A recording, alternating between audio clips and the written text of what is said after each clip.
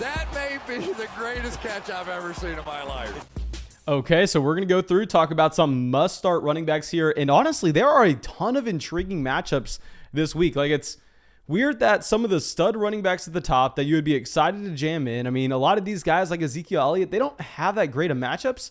But a lot of these guys that maybe have been disappointing, I mean, you're looking at it going, well, I mean, they're at a spot where they can completely smash. So of course, we're going to talk about all the best matchups.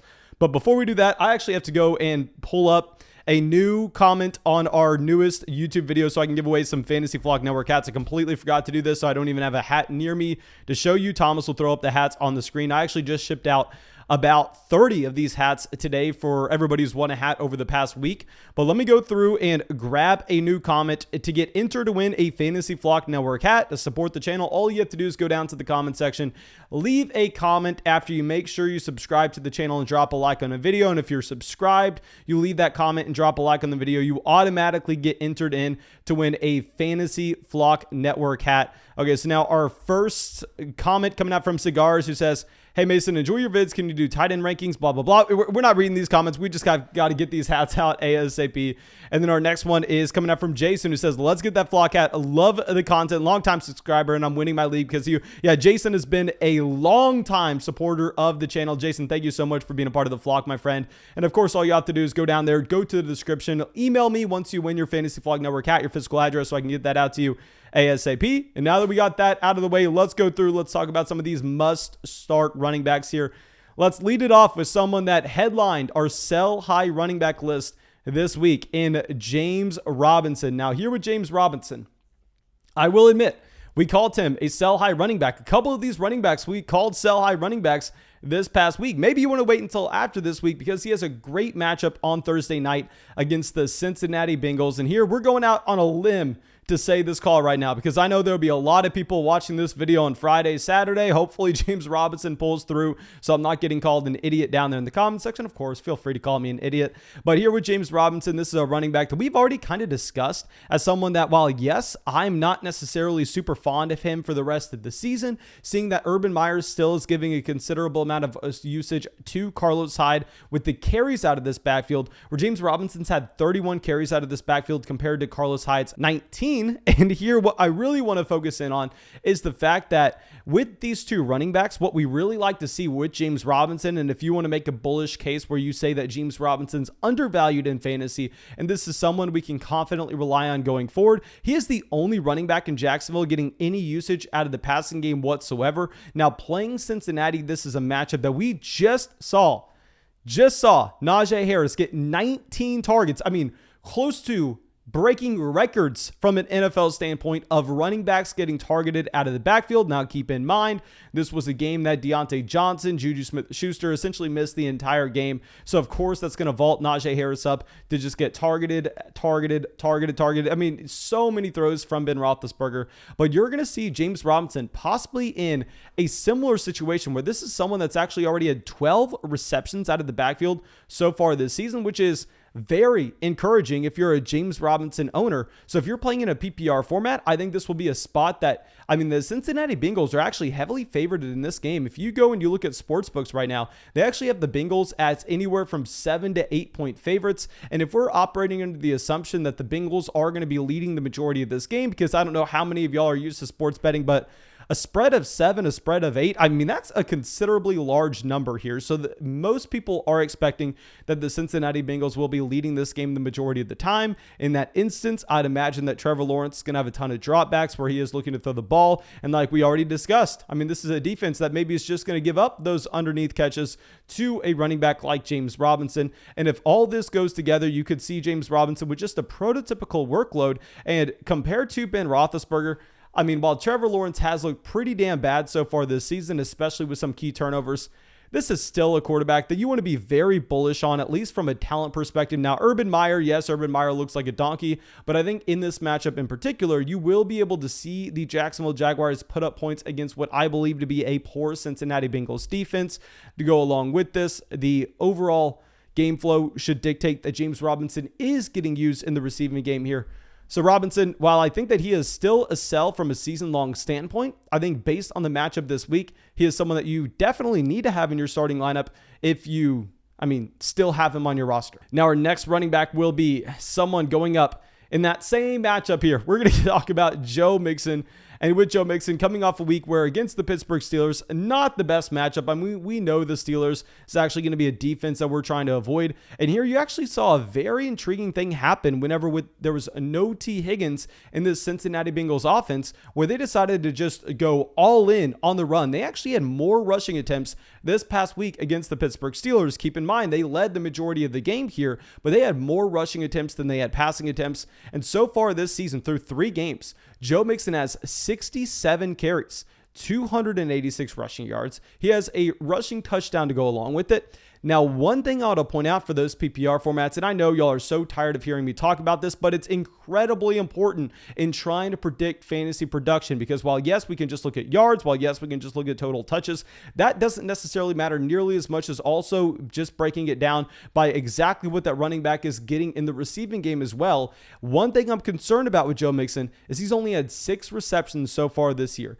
Now, 6 receptions isn't the worst number in the world, but if we go back to look at what he did in week 1 against the Minnesota Vikings, in week 1, I believe he had 4 receptions in that game alone. And that's why I came out and I was so excited, because y'all know I was someone that, in the majority of drafts, my plan was go with Devontae Adams in the first, get Joe Mixon in the second, or go with Travis Kelce in the first, get Joe Mixon in the second. So after week 1, I was jumping up and down saying, hell yes, we just got Joe Mixon stepping into a former Ezekiel Elliott workload, where now he's going to be taking that usage in the receiving game away from Giovanni Bernard. I thought that he was going to be a smash as a bell cow running back all season. Now, his usage in the receiving game definitely has regressed, where he's only had 1 reception over the past 2 weeks. But this matchup against the Jacksonville Jaguars should be one that you don't really have to worry about that. You don't necessarily have to worry about exactly what he's going to get in the receiving game, knowing, as we already said, that the Cincinnati Bengals are expected to lead the majority of this game. And if we're looking at that scenario and we're expecting the Cincinnati Bengals offense is going to put up points and they're going to drain the clock in the second half with the run, it should be a fantastic matchup for Joe Mixon. I think he does have multi-touchdown upside. So, of course, starting this video off with 2 running backs that are playing on Thursday night. A lot of people watching this on Friday, Saturday are going to get mad at me, but we'll get through. We'll talk about some running backs that are going to be going off on Sunday, and we'll lean into it with our next running back, someone that I told y'all to sell high after week 1. And people were just hitting me with some personal insults. People were coming out, not only telling me how stupid I was, but that my family's ugly, that I'm ugly, that my kids are going to be ugly, that I will never amount to anything. When you come out and tell someone to sell David Montgomery, they get frustrated. And yeah, so we told people to sell David Montgomery, our next running back, after week 1, whenever he had a strong performance against the Los Angeles Rams, based on a multitude of factors that have all really proven to be true since then, as David Montgomery has fallen over the past 2 weeks, where he's a running back now over the past 2 weeks has averaged like 9 fantasy points per game. Now, I wish you would have sold after week 1, but if you didn't, for whatever reason, I think here with David Montgomery, he has so far been the running back 25 so far this season. Now, yes, being a high-end running back 3 on the season doesn't necessarily get you that excited, but at the end of the day, this is still a running back that we know has a baseline of guaranteed touches that we can rely on every single week. You're going back to the fact that while, yes, this Justin Fields-led Chicago Bears offense is very disappointing, although I didn't like Justin Fields coming into the year, but if you're looking at what Las Vegas is telling us, they're actually telling us that the Bears are 3-point favorites over the Detroit Lions in this game. So if the Bears are going to be favorited, we would imagine that this is most likely going to be a spot where David Montgomery is going to get a very nice workload. And against the Detroit Lions defense, while yes, we wanted to be benching Tyson Williams last week, that was more so based on the idea that Tyson Williams wasn't going to be the lead running back in his backfield, that we knew that they were going to lean a little bit more towards Latavius Murray, towards Devontae Freeman, based on them just trying to trend to get those running backs more involved as they get more acclimated with their offense. But here, David Montgomery, you don't have to worry about that. You're not going to have to worry about Damian Williams just seeing his own role increase. I think now you're going to see David Montgomery get almost every single touch out of this backfield. And if they can get really anything going against this Detroit Lions passing defense, rushing defense, whatever the hell you want to say, if they could just move the ball down the field effectively, we also know that David Montgomery will be the running back getting that usage in the red zone, more importantly. So yeah, so far this season, he's had 46 carries, 203 rushing yards, a rushing touchdown, 6 receptions, 49 receiving yards. So he still does look like that running back that the workload's exactly what we thought it was going to be. I mean, here, while yes, I'm definitely petrified of the Chicago Bears offense with Justin Fields, it's still a spot against the Detroit Lions where the Bears are favorited. So you'd imagine that this is a team that can move the ball down the field effectively. It sucks, but with the matchup, you're going to have to play David Montgomery. And our next running back, someone that I have to sit here and I have to take my L. So y'all know so far this video, I've just been going, I told you so, I told you so, I told you so. But no, here we have to take our L. Jonathan Taylor. With Jonathan Taylor, he's been atrocious so far this season. The running back 31. He's been a low-end running back 3.